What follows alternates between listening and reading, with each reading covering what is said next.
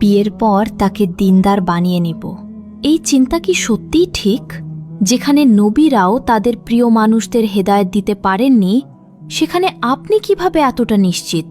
আমার অনেক মুসলিম ভাই বোন বলেন, ছেলে মেয়ে দিনদার না হলে কি হয়েছে, বিয়ের পর দিনদার বানিয়ে নিব।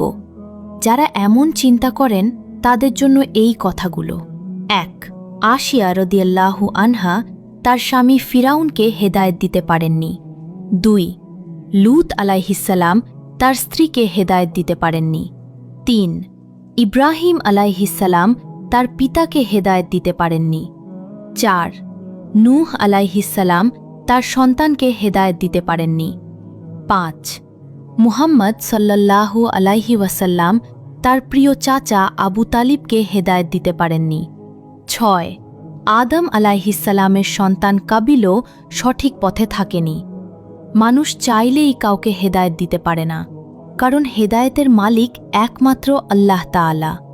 আল্লাহ বলেন, নিশ্চয়ই আপনি যাকে ভালোবাসেন তাকে হেদায়েত দিতে পারেন না, বরং আল্লাহ যাকে চান তাকে হেদায়েত দেন। সূরা আল কাসাস ৫৬। তাই এই চিন্তা আজই মন থেকে ঝেড়ে ফেলুন। আমি বিয়ের পর তাকে বদলে দিব। আপনি যে কাউকে বদলাতে পারবেন এর কোনো নিশ্চয়তা নেই। আপনি শুধু তার জন্য দোয়া করতে পারেন। তাই জীবনসঙ্গী বেছে নিন দিনদার দেখে, কারণ দিনদার সঙ্গী দুনিয়াতেও শান্তি দেয়, এমনকি আখিরাতেও সফলতার কারণ হতে পারে।